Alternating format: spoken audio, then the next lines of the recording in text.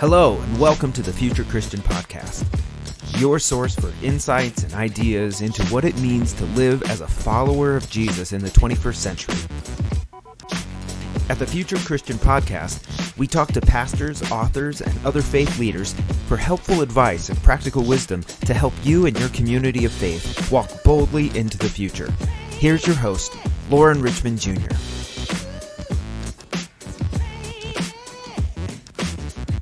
All right, and thanks for listening to the Future Christian Podcast. My name is Lauren Richmond Jr., and I'm pleased to be joined by interfaith leader, activist, and pastor Amanda Henderson. Welcome. Thanks. Glad to be with you. And I should say PhD student also.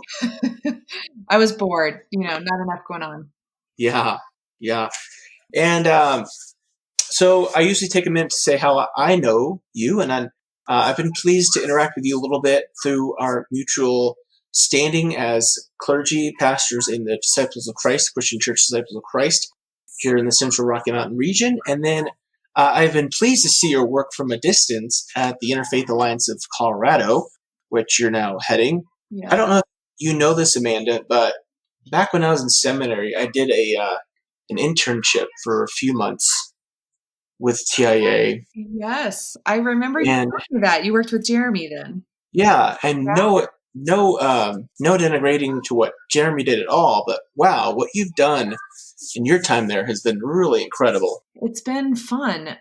It's been a time where there's been deep need, and being able to build something to assure that people are moving from multiple faith spaces for inclusion and equity and rights. This has been a time where there's been deep need. So yeah, it's been full. Yeah.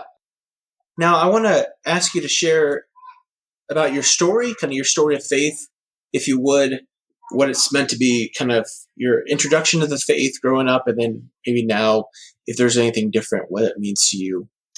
Yeah, that's a big question. So the short version is that I actually didn't grow up in a very religious family in a traditional sense. I say that my family was more spiritual, but not religious, actually, before that was a term. And at the same time, I grew up in a very deeply Christian culture, and Southwestern United States, rugged independence way of Christianity. And so that's what I was seeped in, even if I didn't learn it formally. And then in my 20s, I actually wound up finding a disciples congregation in Fort Collins, Colorado. And that was really where I found space to ask big spiritual questions and justice-oriented questions and to challenge some of the assumptions that I'd had before. And during that time, my first career was as a dietitian in community health. And and then when I had my first child and had started going to Heart of the Rockies and just was deeply curious and hungry for more information. And we led a small group in our home and a lot of social justice ministries work, and I helped start a nonprofit out of our church called Kids at Heart in Fort Collins. And so all of those things led me to just keep hungering for more learning and this deep curiosity. And so then ultimately in 2008, our family decided that we would sell our home and move the five of us at that point to Fort Worth, Texas, go to seminary at Bright Divinity School. And when I went, really, I didn't go with any particular agenda in my ministerial work or call, more really genuinely just really felt called to seminary and to follow that curiosity. And during that time, I wound up getting involved in interfaith work. And I realized that interfaith work for me helped me learn more about my Christian beliefs and hopes than anything else did. And I love those spaces of coming together across our differences where we really genuinely learn how to see one another and how to move together for shared action. So yeah, then after that, I worked for a couple of years in a congregation and really always felt that my call was more to community life. Had the opportunity to start working with the Interfaith Alliance of Colorado, where it's, this intersection of the two things that I'm the most passionate about: interfaith, bringing people together across differences, and justice and advocacy for me, which is putting my values and my faith into action. That's great. Amanda, I joke about this with you, so you have to forgive me, but I'm going to keep praying that you get called back to a church, though, because we need you. There's a lot of churches that need you as such a leader you are. One of my friends saw me in the church once and said, you're kind of like a firecracker in a snow globe. Yeah. Yeah, I love the church so much. And I love, for me, my work is out in the community. So I have, had that question, but the community just feels like a strong pull for me. Yeah, that's great. That's great, though. Tell me, if you would, any spiritual practices that you've developed or you would recommend to others as you've kind of grown in your faith?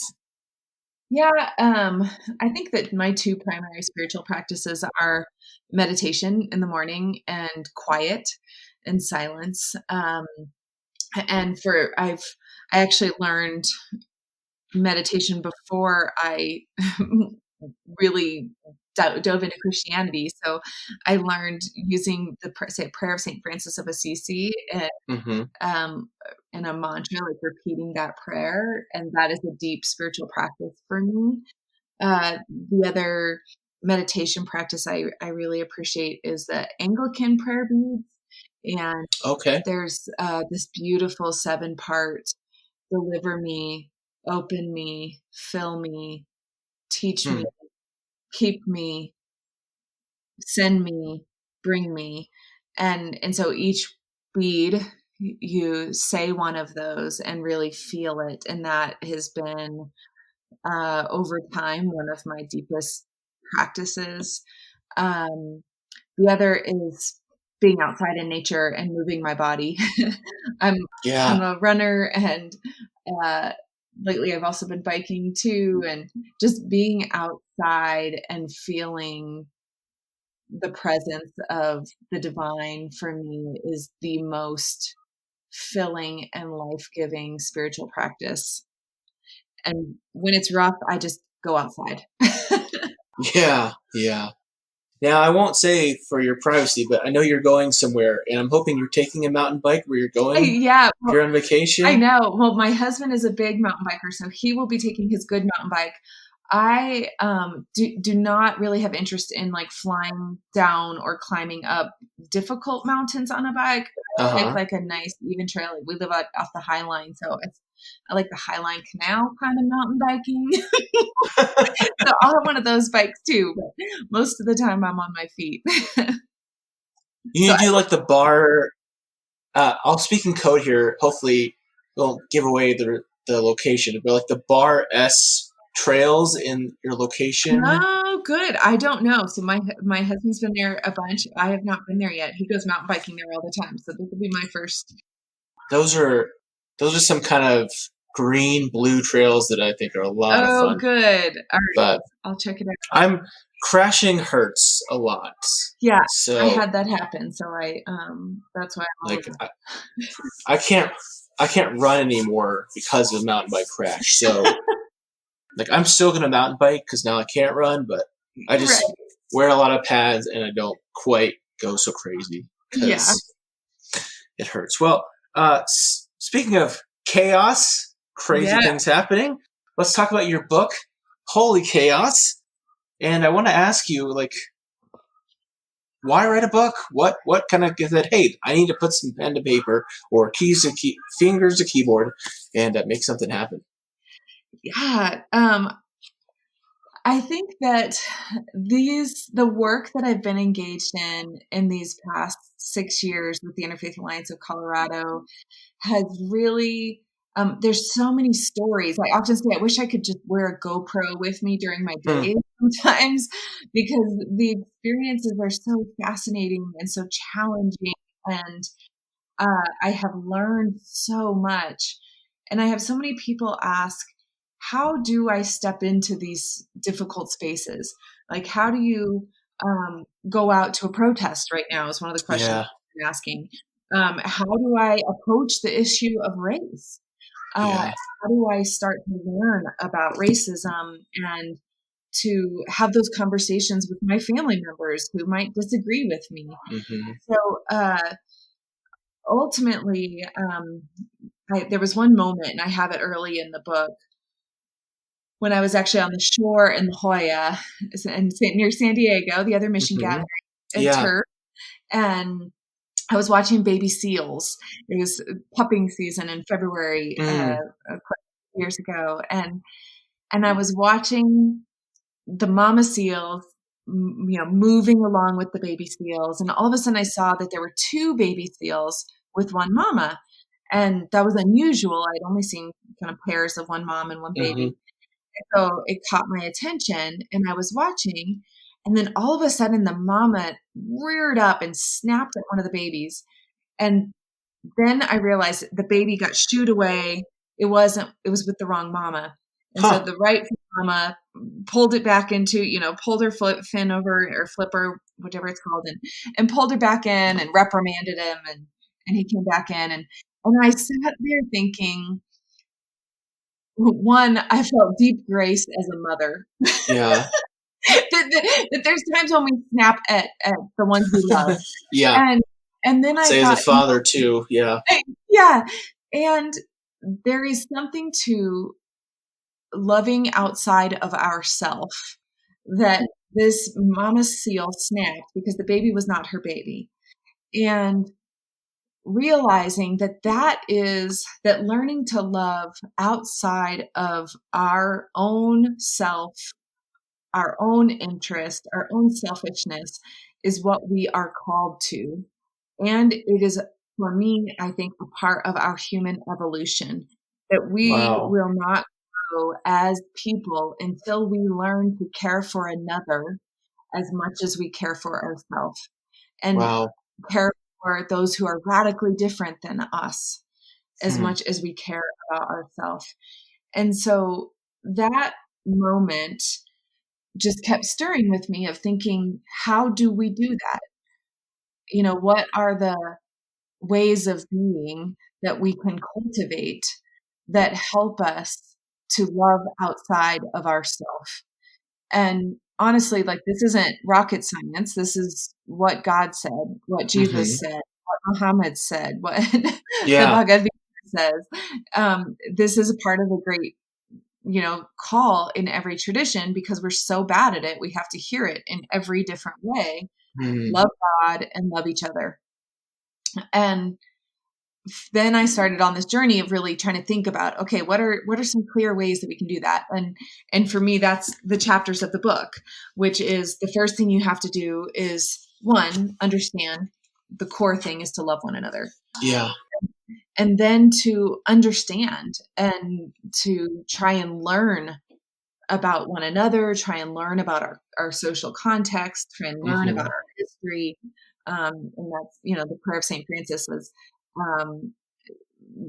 I have to say the whole thing to say one part, that I understand rather than to be understood. May I understand more than be understood, that we take time to understand and then to look at our own story. And part of being able to love someone else is to be able to know yourself. And a lot of people don't take that time to really ask, why do I think what I think? What in my own story has shaped my lens and my view and my opinions? And how do I hold that? And then the chapter is going to go on to seeing fear. And that actually, the name of that chapter is I Can't Breathe. Yeah. And it was about my first protest and how do we understand and move into spaces of fear in ways that help us grow, and embracing curiosity and showing up and building deep friendships and messing up and knowing that inevitably when we try and love someone else, we will make mistakes. Yeah. And cultivating joy and how integral laughter and dance and music are to falling in love with other people and falling in love with life. Like we need it. It has to be fun. Yeah. And then letting go, learning how to set boundaries and have unconditional love, like finding that sweet spot. So yeah, that's the giant long answer for, that's great. Yeah. I think the point you brought up about loving outside ourselves is such a powerful but simple idea. And I think we see this over and over again in our culture over the last few years. And I even think in relation to these police brutality incidents where you'll hear about an officer and you'll say, oh, this person was a loving family member or did this and did that. And even, setting those instances aside, even beyond the context, so often that's what we see is people who are able to love within their own kind of tribe or family unit or cultural context. But beyond that, that's where the real struggle comes in. That's where the real work has to be done. Yes? Yeah, absolutely. And even in our own families, it can be difficult. But yeah, I think that there is this tribalism, and I don't mean that in, but with this like us and them, right? The heart of our humanness, and there are times when it serves us to protect. Yeah, a lot of these are, I think, biologically useful in some ways, but I think and that's why I probably on the edge use the word evolution, because I think it is a part of our human evolution to move beyond that us and them and toward a deep sense of interconnectedness and mutual liberation and, seeing ourselves as a part of a greater ecosystem. And it sounds like your next book needs to be on like faith and science intersectionality here with this. I do love that stuff. Yeah. Yeah. But I mean, I think that cosmically, right? That's one, that is how I feel. And I'm always asking, what does that look like on the ground? What does that look like when I step into the space of a protest or when I am sitting with my neighbors talking about a conflict happening? There's this cosmic way of understanding that interconnectedness. Yeah. And then there's this on the ground messiness. Yeah. That it's really easy to talk for me, like the philosophical way or the theological way of understanding this. It's so much harder when you're in the middle of it. Yeah. That's great. I want to even go back to just the basic title of the book.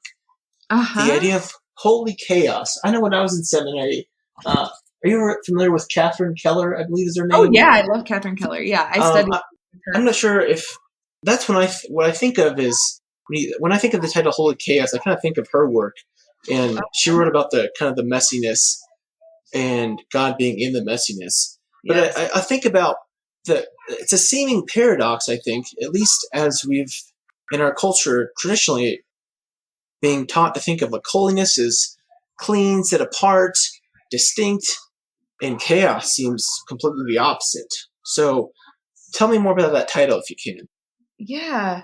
I guess I am not a purist. I think that's important to name. Like the purity thing is, I don't resonate at all with that. I think that God is in the difficult spaces. And one of the things that I was like in Genesis, the chaos in the waters. Yeah. I think that things are born in chaos. And holiness is born in chaos. And that it's in those moments when we step into the difficult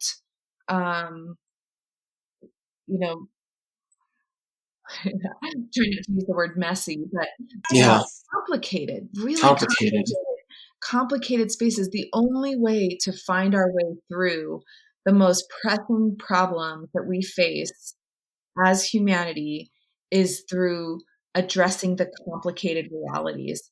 And that is where we find these moments where we go, that is connection, or that is a deep sense of breath.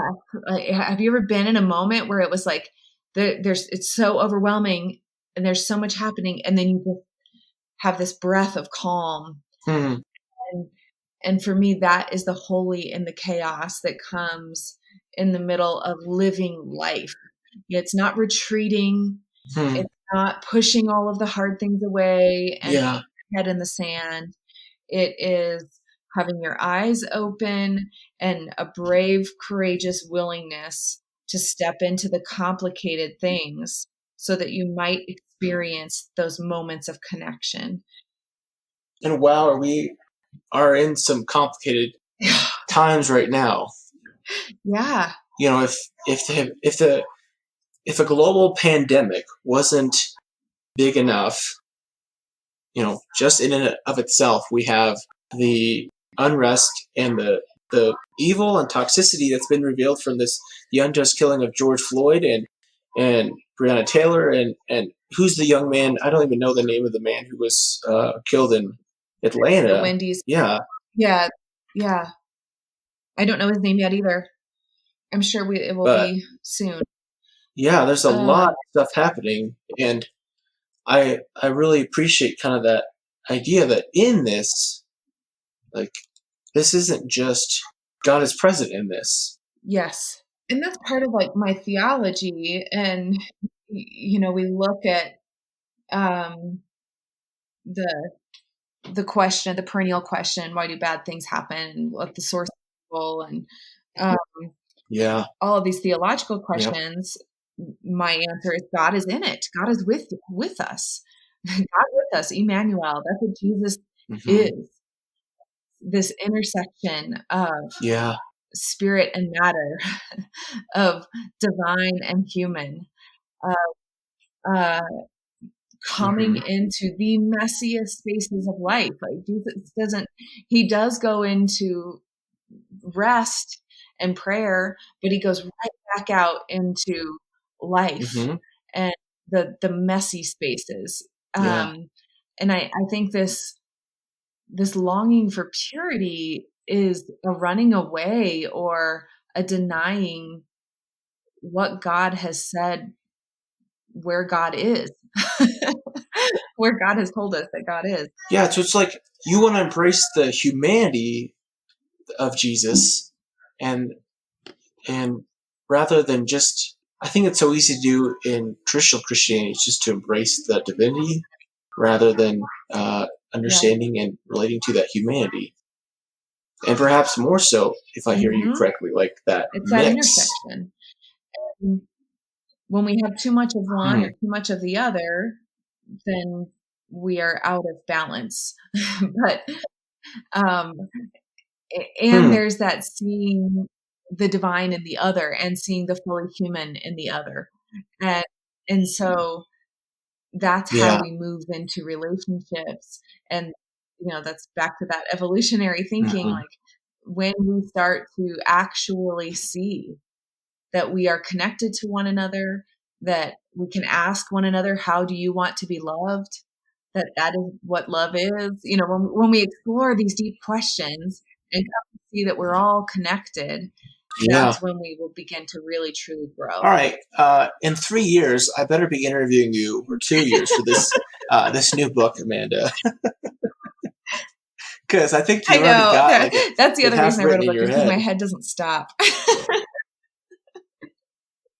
Yeah. All right, let's get into I want to ask about some of these chapters from the book you kind of alluded to. The first one is the idea of embracing curiosity and wonder as an act of justice. You can tell me what really you would envision and kind of how this plays out, but when I just kind of see those words and read it, like to me, it's so, I think it takes some pressure off. Like, I think there's so much this tendency to have like performative justice. Like I keep having to do things and do things and do stuff to feel like I'm doing justice. But you say wonder is an act of justice. Yes. And I have to say that real quick, and then I'm going to jump into that. Rayshard Brooks is the man who killed in Atlanta. Always important to see the name here. So embracing curiosity and wonder as an act of justice. One of the greatest gifts that I've been given was by Amanda Harold here in Denver, who I had led a race and religion talk like 4 months after I started interfaith. I didn't know what I was doing. It was a big topic. Obviously, it was in 2014. We were still in the Michael Brown time frame right after Michael Brown. And I led a conversation. I used a lot of Parker Palmer materials, actually, which I really love. But there are a whole slew of events through the story in my book. But I wasn't fully prepared, and a couple things had gone wrong.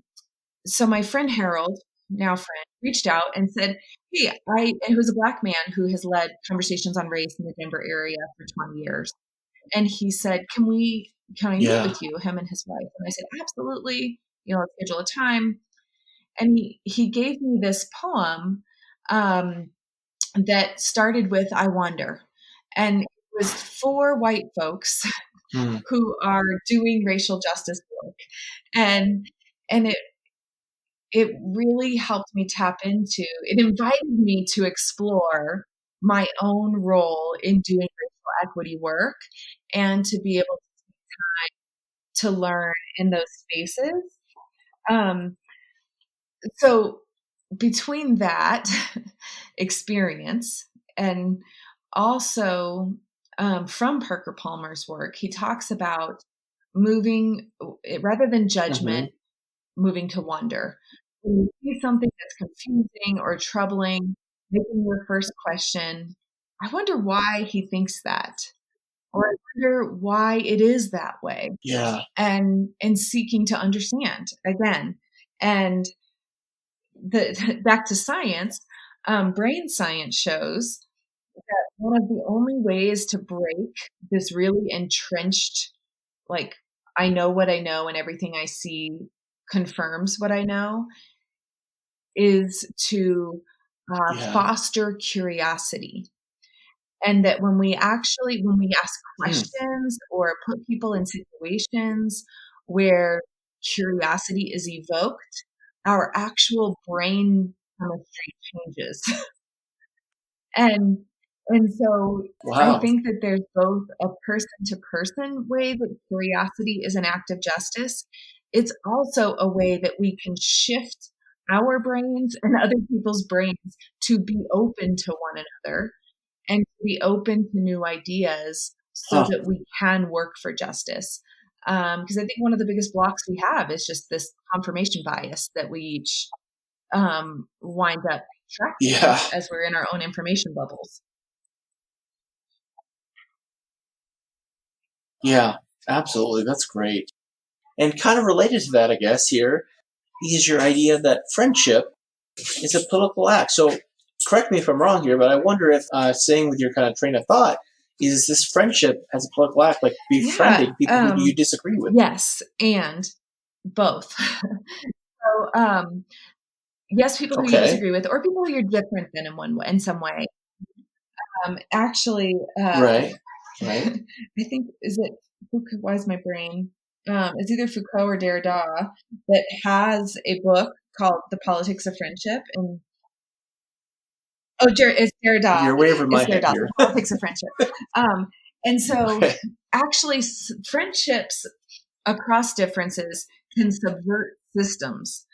So when I am friends with an illegal immigrant, quote unquote, and say, this is my friend, it shifts people's mindset and undermines the lines that have been drawn between this person and that person. So there's one way, like there's an actual political way that when you have friends who are from a group or, between people, that we're undermining systems. The other way that I talk about it and that I mean is having deep friendships and knowing one another allows you to step into spaces that you wouldn't otherwise step into. And I start this chapter, actually, this is timely, talking about the day after the Pulse nightclub shooting, which was 5 years ago this year, right? Yeah, this weekend. Yeah, 5 years recently, ago just the other day, right? And when that happened, when I woke up and looked at my phone and saw the alert that there had been a shooting during the night, and stomach sinks and feel heartbroken and sad, and then I also think, please don't let it have been a Muslim person. We were in the middle of up to the 2016 election. There was a lot of Islamic rhetoric, and so I hate that that's the first thing that comes to my mind. It was, and it was a Muslim person. And then I soon found out that it was in a gay nightclub, and then later found out that it was a gay Latinx nightclub. So my brain immediately went to my friends who would be feeling this in this moment. My LGBTQ friends, and later LGBTQ Latinx specifically, and my Muslim friends who I knew would be experiencing a backlash. And because of those friendships that were already in place, because we'd been showing up for each other for years already, we were able to get on the phone at 10 o'clock that morning and work to assure that this act of hatred and violence didn't further divide our LGBTQ community with our Muslim community, that it wasn't used to divide us. And so I helped connect people from the Muslim community, Kuser here with Dave was at the time leading in Colorado, and made sure that there were LGBTQ folks at the press conference that the Muslim community did to denounce the violence, and that there were Muslim folks at the gathering that night at nightclub. That it's those friendships that have been developed over time that allow you to be in the work of genuinely seeking justice and not just stepping in when, it's a hot moment. But friendship is a long haul act. Yeah. Yeah. Yep. Speaking of a long haul act, family can be a long haul act. And you have a chapter on letting go and holding on, talking about boundaries. And I'm interested to hear more. Hopefully no one who's too conservative will be listening to this podcast, but my mom, my parents are very conservative Christian Baptist, and that's the tradition I came out of.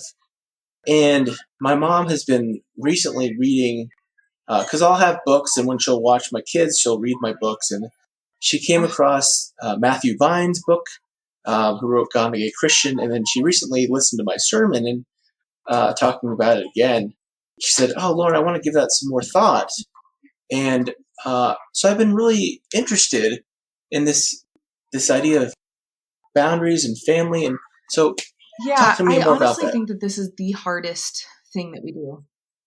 And my family also is, and I go into this pretty in the book, that my family is Republican. My family comes out of a Christian Baptist background, even if my parents aren't in that right now. I think it's part of that culture that they were steeped in. And my parents voted for Trump, and they still support Trump. And they know who I am. I don't hide who I am.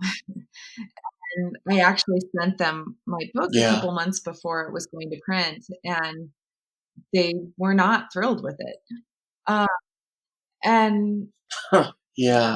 So I think that there's this a piece that I think is so important is that I love my family no matter what. And they love me no matter what. Mm-hmm. And at the same time, it's really important to me to stand up and speak out when I see those who are marginalized, being harmed, when I see policies that are dehumanizing and Mm-hmm. unjust, and I will speak out, and I will tell my family that I disagree with them. And we will engage in these topics. Yeah. And sometimes it goes okay, and sometimes it doesn't. They're pretty locked in to our views, and beyond my parents, like Mm-hmm. extended family and in-laws. And so I think there's this way of navigating it, of accepting, you know what, I'm going to love you anyway. And I'm not going to be any less myself, or any less Mm. honest about the world that I imagine and hope for, and the brokenness that I see in so many places. I think that where that changes is when real harm is being done in families. And, in my, there's no abuse. There's not, Yeah. we just have different opinions Yeah. and views. Um, Mm-hmm. and not just that, like, I think that we're each participating in those systems and views in ways that, yes, are causing harm in different ways, but not direct harm or rejection. Right. So if I was an LGBTQ Yeah. teenager and my parent was, Mm-hmm. hurting me or saying that I didn't belong, kicking me out, like there's a line where you have a boundary of, I need to keep myself and my Yep. community safe, so I'm drawing this line. And then there's the other side that has that unconditional love, and I'm always going to be trying to generate love and support, but I also am going to assure that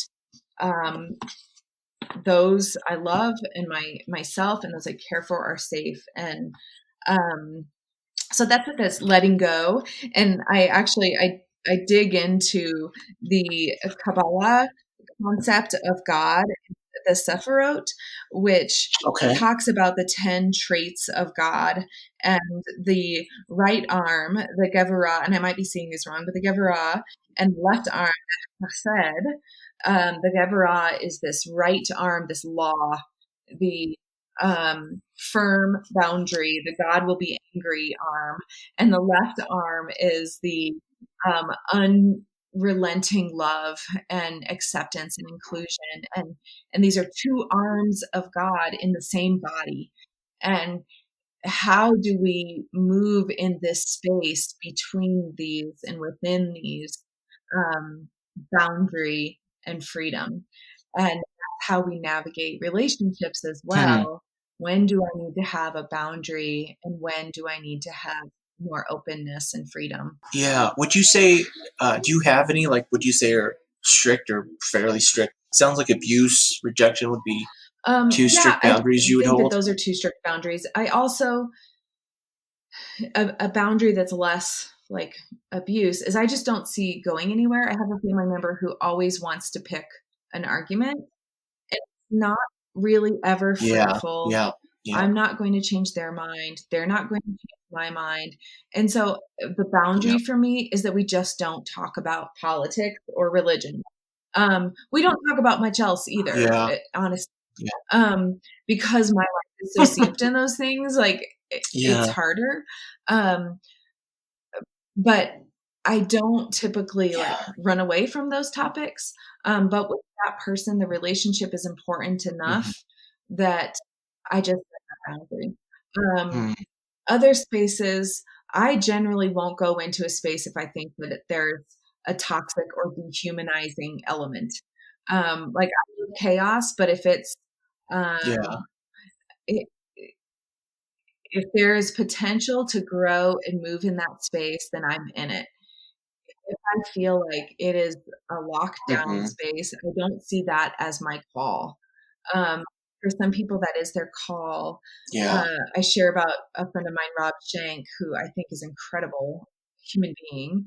And he was very, very conservative. Like he was one of the founders of the National Evangelical Association. He was one of the architects of the anti-abortion movement. Oh, Um, yeah. and he has since really shifted in his thinking and understanding of God, and like radically shifted. He wrote a book called Costly Grace and did a movie called Armor of Light where he explored the evangelical marrying of guns, the NRA with evangelicalism, Yeah. while also fighting Yeah. as pro-life, and like how do they reconcile this? So anyway, he started digging into those spaces and really shifted dramatically. He stays in the middle of the conversations with folks who are really berating. his Facebook page is, I always watch it and go, wow. Because he was in those relationships before, and he stays there and is himself. That's not the call. Don't really have a whole lot of interest in going into like far right fundamentalist spaces and trying to move for justice. Well, that's great. Let's take a quick break, and then we can go over some closing questions. Sounds good.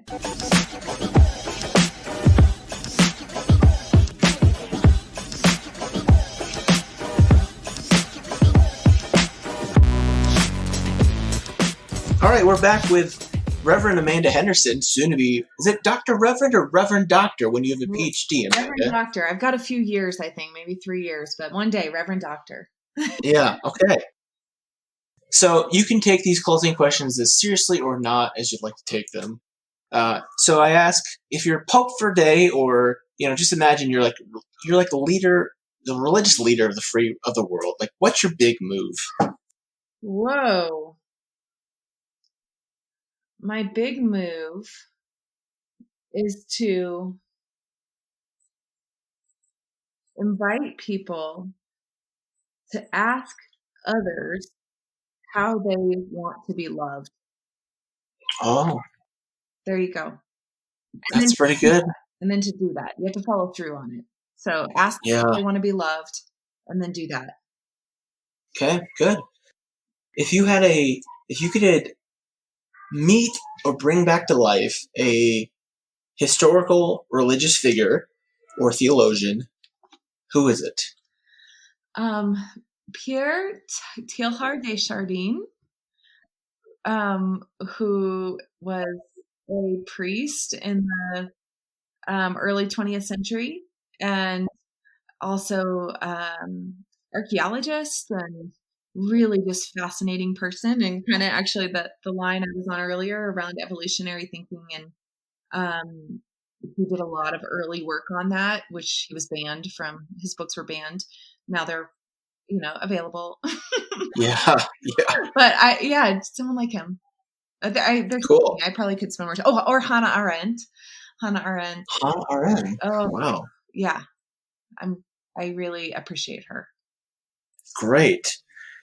Okay. Here's another question. What do you think is Phyllis Tickle, who I'm sure you're familiar with, Brady Shearer is an evangelical who talks in kind of similar ways of like, we're in the biggest change in 500 years. What do you think history will remember us for as like this current time place for? Like in the religious context or Christian context, what do you think is the thing that's going to be remembered for? I think the technological shift that's happening that we don't even fully understand. I don't fully understand. That we are in such an upheaval in the ways that technology will shape our lives. Will shape our lives now, but will shape our lives in the future. That I think that we're on the cusp and in the middle of like the beginning of it. So yeah, I think that this will be the time, kind of pre whatever technological leap is coming. Oh, another one. Wow. Yeah. Amanda, any guess what Christianity will look like in 500 years? That's a tough one. And my answer probably won't be very popular. Yeah. I guess my greatest hope for Christianity is that we move outside of thinking about the church as Christianity. And whoa, that we move toward really a deep sense of being and following the ways of Jesus is what Christianity is. And I think how we do that in community is really important piece of that.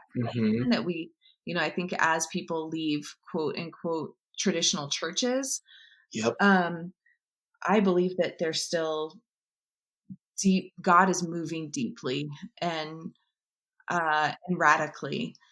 And so I have hope that there will be a different way of Christianity in the future that is more about actually loving one another and actually being out, living our lives in ways that are deeply connected and rooted in centering the other. Yeah. And God more than worrying about church. Like I said, not very popular. And yeah. Sorry, Lauren. No, it's not like I'm in this business of planning churches or anything, I guess I'll be dead by then, long gone. So whatever. Well, Amanda, where can people find out more about you? So there are a couple ways. One is, did you just lose me again, Lauren? No, I'm muting you because my daughter's vacuuming. Or I'm muting myself because my daughter's vacuuming. Okay, gotcha. So you can find me at www.holychaos.org. I don't even need to say www anymore, do I? It's like 2020. So holychaos.org. Also Interfaith Alliance interfaithallianceco.org, or look for me on Facebook, Amanda Henderson. Great. And I guess I shouldn't be disappointed. Like, my daughter's cleaning the house, so yeah. What can I do? Very impressive. What can I do? She's 7. So, well, let's wrap it up at that, and peace be with you. Peace be with you, Lauren. Good luck. Thanks for joining us on the Future Christian Podcast. To learn more about Lauren or the podcast, visit future-christian.com. But hey, before you go, do us a favor, subscribe to the podcast, and leave a review. It really helps us get the word out to more people. Thanks, and go in peace.